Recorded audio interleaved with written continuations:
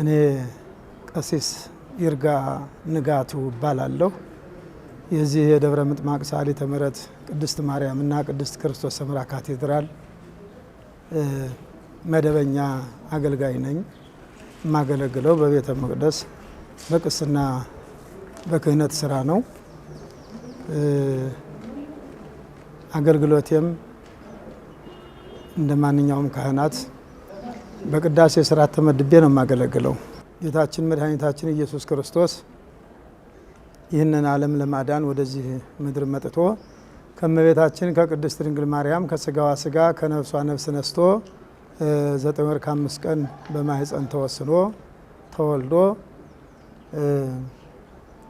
ተጠምቆ በገዳመ ቆሮንቶስ 40 መዓልት 40 ሌሊት ጾሞ ከጾም በኋላ ለአዳም በገባለት ቃል ኪዳን መሰረት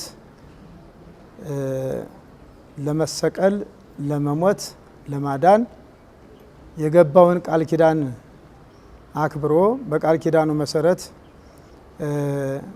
አይሁድ እንዲይዙት በአይሁድ እጅ ተላልፎ እንደሚሰጥ በደቀ መዝሙሩ ወይም ደግሞ ከሐዋርያት አንዱ በነበረው በይሁዳ እጅ ተላልፎ እንዲሰጥ ወደዚህ ወደ ቤተ መቅደስ በምኩራብ ለማስተማር የመጣበት ጊዜም ነበረ። ከዛም በዛሬው ዕለት ሆሳዕናን ለማክበር ወደ ቤተ መቅደስ የገባበት ጊዜ ነው። ይሄ የሆሳዕና በዓል ጌታችን መድኃኒታችን ኢየሱስ ክርስቶስ ከደቀ መዛሙርቱ ሁለቱን ላካቸውና የታሰሩ አህያዎች ታገኛላችሁ፣ እነሱን ፈትታችሁ አምጡልኝ አላቸው። በዚህ በማቴዎስ ወንጌል ምዕራፍ 21 ላይ እንደምናነበው እነዛን የታሰሩ አህያይቱን ከነውርንጭላዋ ፈትተው እንዲያመጡ አዘዛቸው። ለምን ትፈቷቸዋላችሁ የሚላችሁ ቢኖር እግዚኦሙ ይፈቅዶሙ፣ ጌታቸው ይሻቸዋልና ጌታቸው ይፈልጋቸዋልና ፈትተን እንወስዳቸዋለን ሲሏቸው እነሱም ሊከለክሏቸው አልቻሉም። ፈትተው አመጧቸው። ፈትተው ባመጧቸው ጊዜ በአህዮቹ ላይ የነበሩት ሕዝቦች ልብሳቸውን አውልቀው ልብሳቸውን በአህዮቹ ላይ በአህያይቱና በውርንጭላዋ ላይ እየጎዘጎዙ ጌታችን ኢየሱስ ክርስቶስ በአህያይቱ ላይና በውርንጭላዋ ላይ አድርገው ሆሳዕናን ያከበሩበት በዓል ነው። ሆሳዕናን በቤተ መቅደስ በአህያይቱና በውርንጭላዋ ላይ ተቀምጦ በዛ የነበሩ ህዝቦችም ህፃናት ጭምር በፊቱም እየሄዱ በኋላውም እየተከተሉ ቡሩክ ዘይመጽእ በስመ እግዚአብሔር እያሉ በእግዚአብሔር ስም የሚመጣ የተባረከ ነው እያሉ ይዘምሩ ነበረ። በዚህን ጊዜ እነዚህ የሚዘምሩ ሰዎች ለነዛ ይቃወሙ ለነበሩ ሰዎች ምስጋናቸው አላስደሰታቸውም። ኢሐወዞሙ ይላል። አላስደሰታቸውም ነበር ምስጋናቸው። ህፃናትን ዝም እንዲሉ እዘዛቸው አሉ። አይ እነዚህን ህፃናት ዝም እንዲሉ በከለክላቸውም ድንጋዮች አለቶች ተነስተው ይናገራሉ፣ አንደበት አውጥተው ድንጋዮች ያመሰግናሉ ብሎ ነው የመለሰላቸው። የሰው ልጅ የተፈጠረው ለምስጋና ነው። እግዚአብሔር ሰውና መላእክትን ሲፈጥር ለምስጋና ነው የፈጠራቸው። ሰውም ስሙን እንዲቀድስ ክብሩን እንዲወርስ ነው የተፈጠረው። ነገር ግን አእምሯቸው የደነዘዘ ጆሮአቸው የደነቆረ አይነ ልቡናቸው የታወረ ሰዎች ምስጋና እንዳያመሰግኑ ይከለክሉ ነበረ ማለት ነው። እሱ ግን ምንድነው ያላቸው? እናንተ ህፃናትን ዝም እንዲሉ ገስጻቸው ብትሉኝ ድንጋዮች ያመሰግናሉ ነው ያላቸው። እማፈ ደቂቀ ወህፃናት አስተዳልወከ ስብሐተ፣ ከህፃናት አንደበት ምስጋናን አዘጋጀህ ብሎ ነቢየ እግዚአብሔር በትንቢት መነጽር አርቆ ተመልክቶ ይህንን እንደተናገረ ትንቢቱ ይፈጸም ዘንድ ህፃናት አመስግነውታል። ደግሞ እነዛ አህያይቱና ውርንጭላዋ ምሳሌ ያላቸው የኦሪትና የሐዲስ ምሳሌ ናቸው። አህያይቱ የኦሪት ምሳሌ ናት። ውርንጭላይቱ ደግሞ የሐዲስ ምሳሌ ናት። ስለዚህ በአህያይቱና በውርንጭላዋ ላይ ተቀምጦ መጣ ያለው በኦሪትና በሐዲስ በኦሪትም የነበረ ቅድመ ዓለምም የነበረ ማለት ነው። በኦሪት የነበረ በሐዲስም ያለ ለማለት ነው። እንዲህ እያለ ቤተ መቅደስን እየዞረ ያከበረበት ቀን ነው ዛሬ ሆሳዕና ማለት ነው። ጌታችን ኢየሱስ ክርስቶስ በትንሣኤው ለሰው ልጅ የጠቀመው ነገር ይህ ዓለም ጨለማ ነበረ፣ በጨለማ የተዋጠ ነበረ። 5500 ዘመን በሰው ላይ ሰልጥኖ የነበረውን ጨለማ የዲያብሎስ መገዛት ያራቀበት ጊዜ ነው። መቼም እንግዲህ ክርስቶስ ተሰቀለ ሞተ ብለን አንቀርም፣ ተነሳ ነው አይደለ? በትንሣኤው ደግሞ የኛ ትንሣኤ ብስራት ነው። የኛ ትንሣኤ የክርስቶስ ትንሣኤ የኛ ትንሣኤ ነው። የክርስቶስ መነሳት የኛ መነሳት ነው። ስለዚህ ክርስቶስ ለኛ ሲል ያደረገው ትንሣኤ ሕይወታችን ነው። ክርስቶስ እሱ እየቆሰለ እኛም በቁስሉ ፈወሰን፣ እሱ እየሞተ እኛን አስነሳል። አዎ መነሳታችን ደግሞ ለሕይወት ነው። ለሕይወት ክርስቶስ በመለኮቱ ሕያው ነው። በለበሰው ሥጋ ወደ መቃብር ቢወርድም በመለኮቱ ሕያው ነው። ተነስቶ አስነሳቸው ነው የሚለው። ተነስቶ አስነሳቸው። በዚች በትንሣኤዋ ዕለት አዳም በሲኦል ከአዳም ጀምሮ እስከዚያው ድረስ 5500 ዘመን በሲኦል የነበሩ ነፍሳት ሁሉ ይመጣን ያድነናል እያሉ ይጠባበቁት የነበሩት በዕለተ ዓርብ በስቅለቱ ጊዜ አይሁድ ስቅሎ ስቅሎ ሲሉ በሲኦል ያሉ ነፍሳትም ስቅሎ ብለዋል አብረው። ለምን? ካልተሰቀለ ካልሞተ ስለማያድናቸው ማለት ነው። ክርስቶስ ተሰቅሎ ሞቶ ስለሚያድናቸው እና በዚያች በትንሣኤዋ ዕለት ክርስቶስ ወደ ሲኦል ወርዶ በአካለ ነፍስ ሰላም ለኩልክሙ ሲላቸው በዚያ የነበሩ ነፍሳት እግዚኦ ተሳሃለን ብለው አዳም ከነ ልጆቹ የምስጋና ቃል አቅርበዋል ማለት ነው። ዛሬ ካህናት በቤተ መቅደስ ተንሥኡ ለጸሎት ሲል ዲያቆኑ እግዚኦ ተሳሃለን የሚሉት ምእመናን ተንሥኡ ለጸሎት እግዚኦ ተሳሃለን ይላሉ ምእመናን። ካህኑ መልሶ ሰላም ለኩልክሙ ይላቸው፣ ሰላም ለእናንተ ይሁን ይላቸዋል። እነሱም ከመንፈስህ ጋራ ካንተ ቅድስና ካንተ ሕይወት ጋራ ብለው ምእመናን ይመልሳሉ። እና ክርስቶስ በዚያ ድንገት በሲኦል ሲገባ ደስታ ሆነላቸው ነው የሚለው። አዳም ምናልባት ክርስቶስ ሊያድነን መጥቶ ይሆናል አለና ልጆችን ምን አላቸው? ተንሥኡ ለጸሎት ተነሱ አላቸው። ለጸሎት ተነሱ። ምናሉ ልጆቹ ደግሞ እግዚኦ ተሳሃለነ አቤቱ ይቅር በለን ብለው ወደ ጌታቸው ወደ እግዚአብሔር ጸለዩ። ክርስቶስ በዚያ ብርሃኑን አበራላቸውና ሰላም ለኩልክሙ አላቸው። ሰላም ለእናንተ ይሁን አላቸው። እነሱ ምን አሉ? ከመንፈስህ ጋራ ብለው ተከትለውት የወጡ ሆነዋል ማለት ነው። እና ትንሣኤው የክርስቶስ መነሳት የኛ መነሳት ስለሆነ ነው።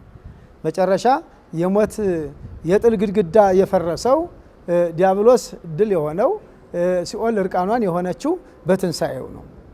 በትንሣኤው አስነሳቸው ነው የሚለው። ስግደት የሚያስፈልገው ስግደቱ አሁን ብዙዎቹ ሰዎች ሲጠቀሙ ዓመት የሰሩትን ኃጢአት ለመናዘዝ ይመጣሉ። እንደዛ አይደለም። የዓመቱን ንስሐ አይደለም የሚቀበሉት በዛች ሳምንት ግብረ ሕማማቱን ከመስማት እንዲያው ቤተ ክርስቲያን ሄዶ ከመስገድ ከመጾም ይልቅ ወደ ውጭ በዓለማዊ ነገር ተስማርቶ በዚች ሳምንት ውስጥ የሚፈጽሙትን ኃጢአት የሚናዘዙበት ነው እና ይህ የሳምንቱ የሕማማት ጸሎት የሕማማቱ ስግደት ለምንድን ነው ከተባለ ጌታችን ኃጢአት ሳይኖርበት ክፋት ሳይኖርበት ለሰው ልጆች ሲል ወደዚህ ዓለም መጥቶ መከራ ተቀብሏል። 6666 ጊዜ ተገርፏል፣ ተገፏል፣ ምራቅ ተተፍቶበታል፣ ሐሞትና ኮምጣጤን ጠጥቷል፣ የፊጥኝ ታስሯል። ይህን ሁሉ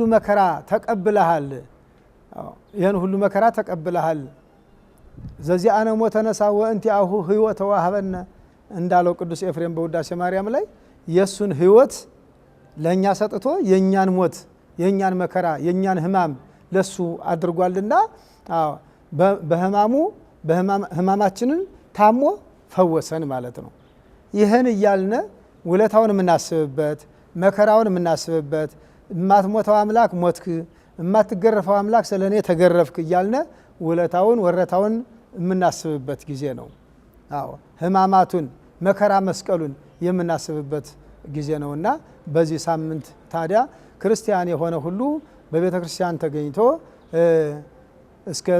የቻለ እስከ 11 ሰዓት ያልቻለ እስከ 9 ሰዓት በዚህ ያለ ቁጥር እየሰገደ ያለ ቁጥር እየጸለየ ጸሎት አይከለከልም። ብዙ ሰዎች እንደው በስማማ አይባልም ሲባል ጸሎት የሚከለከል ይመስላቸዋል። ጸሎት አይከለከልም፣ ይጸለያል። 150ውን መዝሙረ ዳዊት መጸለይ ይቻላል። ውዳሴ ማርያሙን መጸለይ ይቻላል። ማናቸውም ጸሎት ይጸለያል። ጸሎት አይከለከልም እና ይህን ሁሉ መከራውን እያሰብነ ነው የምንጸልየው ማለት ነው። መከራውን እያሰብነ ነው የምንሰግደው። ስግደቱ የምንሰግደው ያለ ቁጥር ነው፣ ቁጥር የለውም። አንድ ምእመን ኃጢአት ሰርቶ ከንስሐ አባቱ ከመምህረ ንስሐው ንስሐ ሲገባ ቀኖና ሲቀበል በቁጥር ነው። ይህን ያህል ሱባኤ ይህን ያህል ቀኖና ብሎ ይሰጠዋል። ያን በቁጥር እንደታዘዘው ይፈጽማል። ይህነኛው ግን ቁጥር የሌለው ነው። ጌታችን ኢየሱስ ክርስቶስ እንደው ለመቁጠር ይመች ዘንድ 6666 ጊዜ ተገረፈ እንበል እንጂ ያለ ቁጥር ነው የገረፉት ነው የሚባለው። አበው ሲናገሩ መጻሕፍትም እንደሚያስቀምጡት ያለ ቁጥር ነው እየገረፉ መልሰው ደግሞ ቆጣሪ ያዘጋጁት ቆጣሪ በደንብ ስላልቆጠረላቸው አይ አልያዝኩትም አልቆጠርኩትም ከእንደገና ግረፍ እያሉ ከዚያ በኋላ እንደገና የሚገረፈውን ነው የሚቆጥሩት። በፊት ግን ገበጣ እየተጫወቱ ምን እያሉ ዋዛ ፈዛዛ እያወሩ ምንም ሲገረፍ ሳይቆጥሩለት ነው የተገረፈው።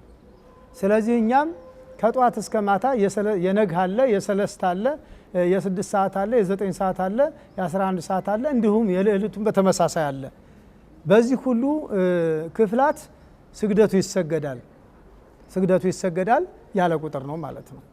እና የምንሰግደው የምንጾመው የምንጸልየው መከራውን በማሰብ ነው። ክርስቶስ ለኛ ያደረገልንን በጎ ነገር ትሩፋት እያስታወስነ የምንሰግደው ነው ማለት ነው። ፋሲካ ማለት ደስታ ማለት ነው። አሁን ይህንን 40 ጾም ስንጾመው የቆየነው ጾም መቼም የሐዘን የትካዜ ምሳሌ ነውና ስንጸልይ የነበረው ጊዜ ምንን ያመለክታል? የብሉይ ኪዳን ዘመን ነው፣ የጨለማ ዘመን ማለት ነው። ከጨለማ ዘመን ከብሉይ ኪዳን ወደ ሐዲስ ኪዳን ተሸጋግረናል። ወደ ሐዲስ ኪዳን የተሸጋገርነው በክርስቶስ መወለድ ነው። በክርስቶስ ወደዚህ ዓለም በመምጣቱ ነው ወደ ሐዲስ ኪዳን የተሸጋገርንበት ምክንያቱ ማለት ነው። ስለዚህ ያ የጨለማ ዘመን 5500 ዘመን የነበረው ዘመን ማለት ነው። እስካሁን ስንጾመው የነበረው ከፋሲካ በፊት 40 ጾም የመጣ ነው ማለት ነው፣ ሕማማቱን ጨምሮ። ከዚህ በኋላ ግን ከፋሲካ በኋላ ከዕለተ ትንሣኤ በኋላ ግን ማን ይባላል? ፋሲካ ይባላል። ፋሲካ ማለት ደስታ ማለት ነው። ደስታ የሐዲስ ኪዳን ዘመን ደስታ ነው። አዎ በሲኦል ተጥለው የነበሩ ነፍሳት ሁሉ ወጥተው ወደ ቀደመ ርስታቸው ወደ ገነት የተመለሱበት 5500 ዘመን የገነት በር ተዘግታ ነበረ። በገነት ማንም አልነበረም። ዘሰይፈ እሳት ሱራፊ ሰይፉን ይዞ የእሳት ሰይፍ ይዞ ገነትን ማንም እንዳይገባ ይጠብቃት ነበረ። ማንም አልገባም። ግን እግዚአብሔር በቸርነቱ የጠራው በዘመኑ ሁሉ ደምን ሲያፈስ የነበረ ሲቀማ ሲዘርፍ የነበረ ነፍስ ሲገድል የነበረ ሽፍታ ጥጦስ ወይም ደግሞ ፈያታዊ ዘየማን የተባለ በዚያች በጌታ ስቅለት በዕለተ ዓርብ ፀሐይ ስትጨልም ጨረቃም ደም ስትኮን ይሄ ሁሉ ተአምራት ሲገለጥ የቤተ መቅደሱ መጋረጃ ከላይ እስከታች ሲቀደድ ሙታን ከመቃብር ከእግረ መስቀል ከ600 በታች የሆኑ የሚያንሱ ከ500 በላይ የሆኑ ሙታን ከእግረ መስቀሉ ሲነሱ አይቶ ይህን ሁሉ ተአምራት አይቶ የጌታውን ቸርነት ያሰበው ያ ፈያታዊ ዘየማን በደመ ማኅተሙ ምልክቱን ሰጥቶት እሱ የገነትን በር እስኪከፍታት ድረስ ገነት ተዘግታ ስለነበረ ያ የገነት በር የተከፈተው በክርስቶስ መሰቀል፣ በክርስቶስ መሞት፣ በክርስቶስ መነሳት ስለሆነ ያ ትንሣኤ ምን ተብሏል? ፋሲካ ደስታ ተብሏል ማለት ነው። ደስታ ተብሏል። ስለዚህ ፋሲካ ማለት በዓለ ሃምሳ ማለት የሐዲስ ኪዳንን ዘመን የሚያመለክት በሲኦል የነበሩ ነፍሳት ከሲኦል ወጥተው ወደ ገነት ለመግባታቸው ደስታን ለማግኘታቸው ነው ፋሲካ የተባለበት ምክንያቱ እሱ ነው። ደስታ ማለት ነው። የትንሣኤን በዓል ስናከብር እንግዲህ የመከራ የተወገደበት ችግር የተወገደበት ችግር ማለት ከዚህ በላይ ችግር የለም። የ500 ዘመን መከራ የተወገደበት ስለሆነ እኛ በደስታ ነው የምንውለው። ደስታችን ግን እንደው ስጋችን ብቻ በማስደሰት አይደለም፣ ነፍሳችን ጭምር ልትደሰትበት ይገባል። በመጀመሪያ ምእመናን ንስሐ ገብተው ለስጋው ደሙ የሚቀርቡበት የተቀደሰ ዕለት ነው። በዚህ ዕለት ስጋው ደሙን በመቀበል በምድራዊው በጊዜያዊው በሚጠፋው በማይጠቅመው ስጋ በምድራዊ ስጋችን እያስደሰትን ከምንውል ይልቅ የክርስቶስን አማናዊውን ስጋ በልተን ነፍሳችን አስደስተን ከእግዚአብሔር ጋር ለዘላለም የምንኖርበትን መንፈሳዊን ነገር ማድረግ ይጠበቅብናል። የመጀመሪያው ደስታ የመጀመሪያው ፋሲካ አማናዊው በግ ክርስቶስ ታርዶልናልና እሱን መሰዋት፣ ቅዱስ ስጋውን መብላት፣ ክቡር ደሙን መጠጣት ይኖርብናል። ትልቁ ደስታችን እሱ ስለሆነ ማለት ነው። ከዚያ ስንመለስ ደግሞ በቤት የተዘጋጀውን ትንሽም ቢሆን ብዙም ቢሆን ሰው እንዳቅሙ እንደ ቤቱ ለበዓል የተዘጋጀ ነገር ይኖራልና እሱን ደግሞ ከድሆች ወገኖቻችን ከኛ ከሚያንሱት ጋራ አንድ ያለው ማነው ሁለት ያለው አንዱን ይስጥ ይላልና ቅዱስ መጽሐፍ። የቻልነውን ያክል ለችግረኞች በመርዳት የተራቡትን በማብላት የተጠሙትን በማጠጣት ያዘኑትን በማስደሰት እንዲህ ባለ መንፈሳዊ ነገር በዓሉን ብናሳልፍ መልካም ነው ብዬ መልእክቴን አስተላልፋለሁ። በተቻለ መጠን እንግዲህ የያዘውን ከወረወረ ፈሬ አይባልም እንዲሉ አበው የቻለውን ነው ሰው የሚያደርገው። ብዙ ያለው ብዙ ሊሰጥ ይችላል። ትንሽ ያለው ደግሞ ትንሽ እንደው በጎረቤትም በአካባቢም ምንም ሳይቀምስ የሚውል ካለ አንተ ከምትቀምሰው የተወሰነ ነገር ለዚያ ብትሰጥ መልካም ነው፣ በጎ ነው። ይሄ ነው ምግባር ትሩፋት የሚባለው። ይሄ ነው መመጽወት ነው፣ መዘከር ነው። እና ጌታችን ኢየሱስ ክርስቶስ በአንድ ክፍል ላይ የተናገረው ቃል አለ። በዚህ በማቴዎስ ወንጌል ምዕራፍ 25 ላይ የተጻፈ ነገር አለ። ዘገበርክሙ ለአሃዱ ምሉ ንዑሳን ሀውየ ሊተገበርክሙ ይላል። ከታናናሾቹ ድሆች ለአንዱ ያደረጋችሁት ለእኔ እንዳደረጋችሁት ነው ብሎ ተናግሯል። ስለዚህ ከኛ ለሚያንሱት ትንሽ ነገር እንኳ ብንሰጥ ለማን ያደረግነው ማለት ነው? ለእግዚአብሔር አደረግነው ማለት ነው። ለእግዚአብሔር ካደረግነው ደግሞ አደራ አስቀምጠናል። በህርን ጊዜ የምናገኘው የምንቀበለው ነው። አደራ የተቀመጠ ነገር ነውና የጠፋ የተበላሸ የባከነ ነገር ሊመስለን አይገባም ምእመናን። እና የሰጣችሁት ነገር ነገ እጽፍ ድርብ ሆኖ እንደምታገኙት በሙሉ ልባም ናችሁ። የቻላችሁትን ያክል ከእናንተ ለሚያንሱት ብታደርጉ መልካም ነው ብዬ መልእክቴን አስተላልፋለሁ። ስለነበረን ጊዜ ሁሉ እግዚአብሔር ስሙ የተመሰገነ ይሁን።